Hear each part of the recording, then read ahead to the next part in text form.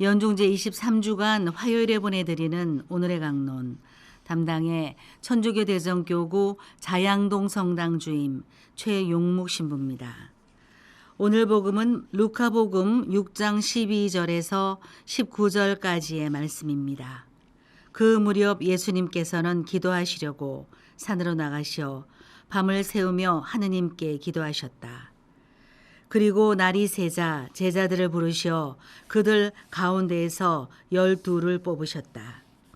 그들을 사도라고도 부르셨는데 그들은 베드로라고 이름을 지어주신 시몬, 그의 동생 안드레아, 그리고 야고보, 요한, 필립보, 바르톨로메오, 마테오, 토마스, 알페오의 아들 야고보, 열혈당원이라고 불리는 시몬, 야고보의 아들 유다, 또 배신자가 된 유다 이스카리옷이다. 예수님께서 그들과 함께 산에 내려가 평지에 서시니 그분의 제자들이 많은 군중을 이루고 온 유다와 예루살렘 그리고 티로와 시돈의 해안 지방에서 온 백성이 큰 무리를 이루고 있었다. 그들은 예수님의 말씀을 듣고 질병도 고치려고 온 사람들이었다. 그리하여 더러운 영들에게 시달리는 이들도 낫게 되었다. 군중은 모두 예수님께 손을 대려고 애를 썼다.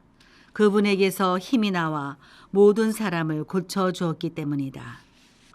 12사도의 이름 하나하나가 불리어졌습니다. 매번 이 부분을 봉독할 때마다 마테오복음 1장을 떠올리게 됩니다. 마테오복음 1장이 무슨 이야기로 시작되는지 아십니까? 예수 그리스도의 족보. 아브라함은 이삭을 낳고 이삭은 야곱을 낳았으며 12사도라 하면 다들 착한 사람들만 있을 것 같은데 일단 유다 이스카리옷 있죠?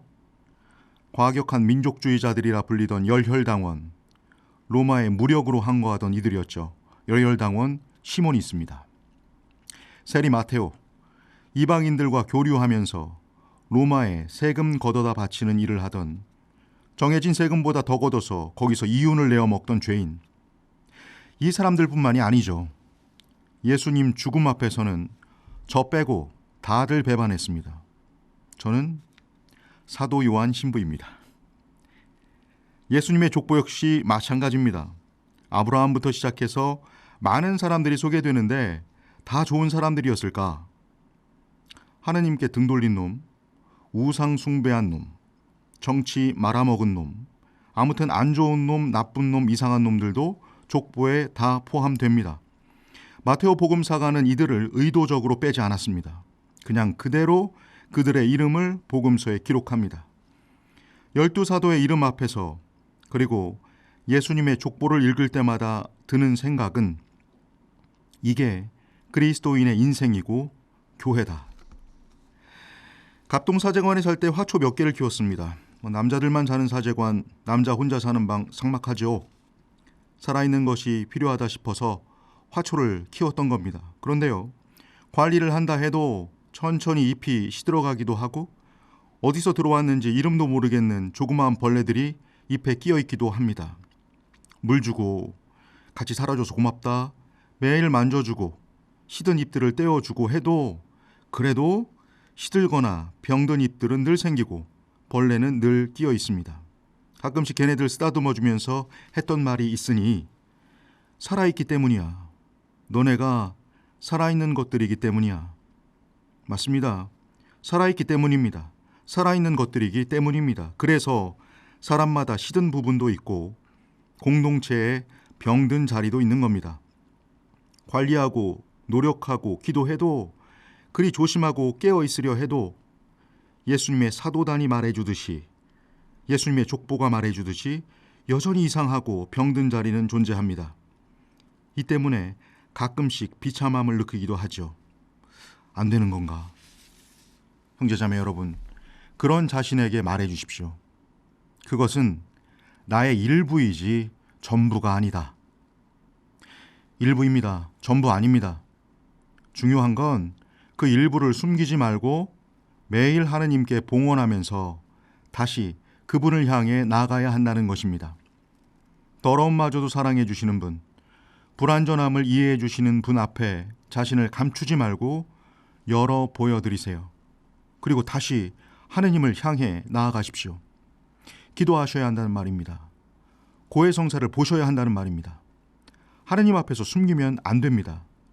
숨겨둔 그 부분을 나와 분리시키지 마십시오. 나의 일부입니다. 그것도 나입니다. 인정하고 받아들이고 계속해서 그런 자신을 하느님께 보여드려야 합니다. 눅눅해진 이불, 얼룩진 이불은 장롱에 감춰둬야 할 것이 아니라 햇볕에 말려야 하듯이 있는 그대로의 나를 하느님께 보여드리십시오. 기도는 자신을 가린 채로 주님의 기도 성모송만 외는 것이 아닙니다. 자기 개방이 기도입니다. 하느님이 들어오시도록 문을 열어드리는 거니까요. 나머지는 그분께서 하십니다. 예수님이 뽑으신 12사도가 그리고 예수님의 족보가 선인, 악인, 죄인 모두를 포함하듯이 온전한 인간, 온전한 공동체는 없습니다. 다만 그러한 자신을 하느님 앞에 개방해야 합니다. 생각해 보십시오. 무엇이 나를 겸손하게 만들고 무엇이 나를 기도하게 하는지, 무엇이 지금의 내가 되게 했는지 그토록 떼어내고 싶어하는 그 일부 때문 아닙니까? 형제자매 여러분, 아브라함으로부터 시작된 족보의 끝은 예수 그리스도의 탄생으로 마무리됩니다. 12사도는 유다 이스카리옷을 제하고 모두 성인이 됩니다. 이게 뭘 말해주는 것이겠습니까? 우리의 나약함이나 불완전함으로 인하여 굽이치는 인생살이를 살지라도, 그런 인간들이 모인 신앙 공동체일지라도, 그럼에도 불구하고 우리가 하느님을 향하여 나아간다면 결국 구원의 바다에 이르게 된다는 것입니다. 살면 살수록 느끼는 건데요. 전능하신 하느님이 보시는 건 인간의 나약함이나 불완전함, 그리고 거기서 오는 죄가 아닙니다.